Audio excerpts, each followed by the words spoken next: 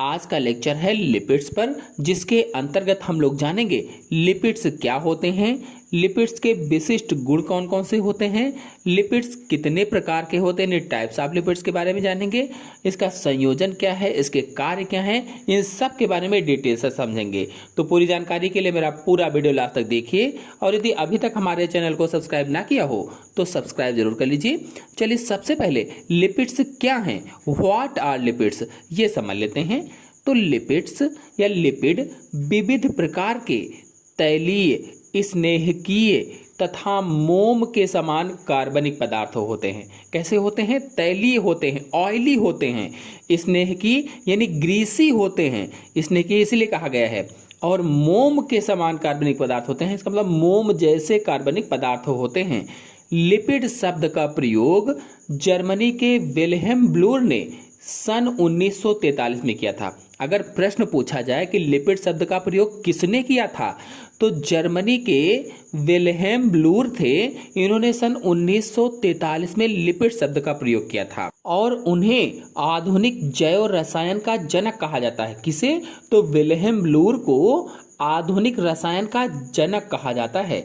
खाद्य तेल है, घी है, मोम है, वनस्पति तेल है। खाद्य तेल जो खाने वाले तेल होते हैं, घी जो गाय का होता है, भैंस का होता है, मोम है, वनस्पति तेल जो डालडा होता है, चर्बी, कोलेस्ट्रॉल, प्राकृतिक रबड़ है, ये सब इसी के अंतर्गत आते हैं। और ऐसे ही पादपों के जो वर्णक होते हैं, जैसे गाजर में जो कैरोटीन पाया जाता है पिगमेंट, ऐसे ही टमाटर का जो लाइकोपीन पिगमेंट होता है, ऐसे ही विटामिन ए, डी, ई तथा के है, मैंथोल हैं, गंध युक्त पदार्थ होते हैं जो एस्ट्रॉइड हार्मोन्स हैं, यूकेलिप्टस तेल है आदि, ये सब लिपिड्स के उदाहरण होते हैं। अगर पूछा जाए लिपिड्स के उदाहरण क्या हैं, तो आप इसमें से कोई भी बता सकते हैं। अगर लिपिड्स शब्द का अर्थ पूछा जाए, केवल शाब्दिक अर्थ पूछा जाए, तो देखिए जो लिपिड्स है ये ग्रीक भाषा के लाइपोस से बना है। लिपिड्स शब्द ग्रीक भाषा के लाइपोस शब्द से बना है, और लाइपोस का अर्थ होता है फैट, अर्थात जो फैट है, जो वसा है, वही एक तरह से लिपिड्स होते हैं। अब चलिए लिपिड्स के कुछ विशिष्ट गुणों को समझ लेते हैं, स्पेशल कैरेक्टर्स ऑफ लिपिड्स के बारे में जान लेते हैं। तो पहला है, लिपिड्स में ऑक्सीजन की तुलना में कार्बन व हाइड्रोजन अधिक मात्रा में होते हैं। जो लिपिड्स होते हैं इसमें ऑक्सीजन की तुलना में बताया गया है, जो कार्बन और हाइड्रोजन है ये अधिक मात्रा में पाए जाते हैं, यानी ऑक्सीजन कम पाई जाती है, कार्बन और हाइड्रोजन अधिक मात्रा में पाए जाते हैं। और अधिकांश लिपिड एल्कोहल व वसा अम्लों के संघनन से बने एस्टर होते हैं, यानी अधिकतर जो लिपिड होते हैं वो एल्कोहल और वसा अम्लों से बने एस्टर होते हैं। अब अगर आपके मन में प्रश्न हो कि एस्टर क्या है, तो जिस प्रकार अकार्बनिक अम्ल क्षारकों के साथ क्रिया करके लवण बनाते हैं, ठीक उसी प्रकार से जो कार्बनिक अम्ल होते हैं वे एल्कोहल के साथ क्रिया करके एस्टर का निर्माण करते हैं। तो इसमें इस पॉइंट में बताया संघनन से एस्टर बने हैं। और फिर अगला है, ये अध्रुवीय यानी नॉन पोलर, जल में अघुलनशील, लेकिन chloroform, ether, benzene, acetone, petroleum आदि में घुलनशील होते हैं।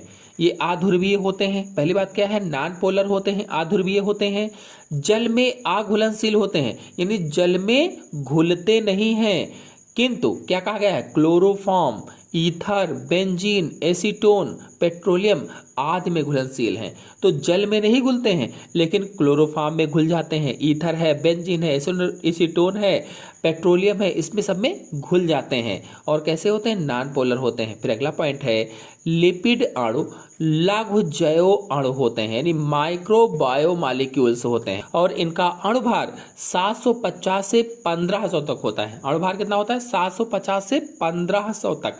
अगर देखा जाए कि लिपिड्स का रासायनिक संयोजन क्या होता है, केमिकल कंपोजिशन ऑफ लिपिड्स क्या होता है, इसमें क्या क्या होता है, तो रासायनिक रूप से लिपिड कार्बन, हाइड्रोजन और ऑक्सीजन के यौगिक होते हैं, किंतु इनमें जो हाइड्रोजन है वो ऑक्सीजन परमाणुओं का अनुपात कार्बोहाइड्रेट में जो पाए जाने वाले अनुपात से 2:1 से अधिक होता है। कभी कभी इनमें फास्फोरस, नाइट्रोजन और सल्फर भी कुछ मात्रा में पाई जाती है।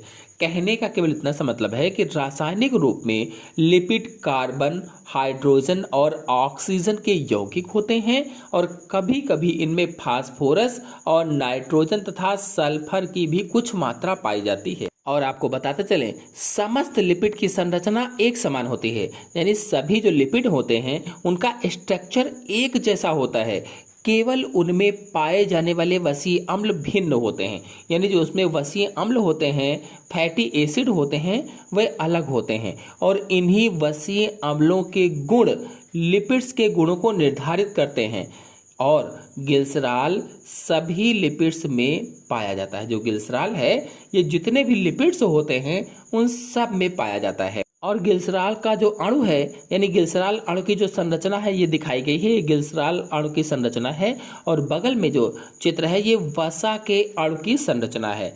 और लिपिड्स के प्रकारों की अगर बात की जाए, टाइप्स ऑफ लिपिड्स की बात की जाए, तो लिपिड्स 3 प्रकार के मुख्य रूप से होते हैं।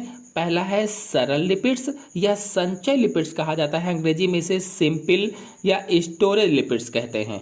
दूसरा है मिश्रित लिपिड्स और तीसरा है व्युत्पन्न लिपिड्स। तो पहले को देखते हैं सरल लिपिड्स को, इसे संचय लिपिड्स भी कहते हैं। ये विभिन्न प्रकार की एल्कोहलों तथा वसीय अम्लों के एस्टर होते हैं।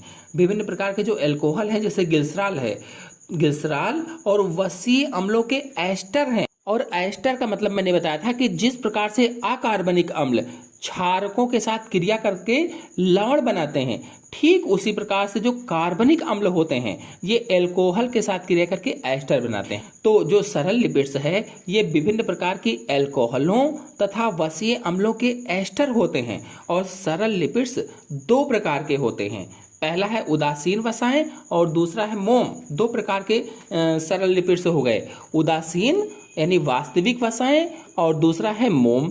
तो अगर उदासीन को देखा जाए तो ये वसीय अम्लों और ग्लिसरॉल के एस्टर हैं और इन्हें ग्लिसराइड्स भी कहा जाता है। और जो मोम है, वैक्सेस हैं, ये ग्लिसरॉल के अतिरिक्त अन्य एल्कोहलों के साथ वसीय अम्लों के एस्टर होते हैं। अब दूसरा है मिश्रित या संयुग्मित लिपिड।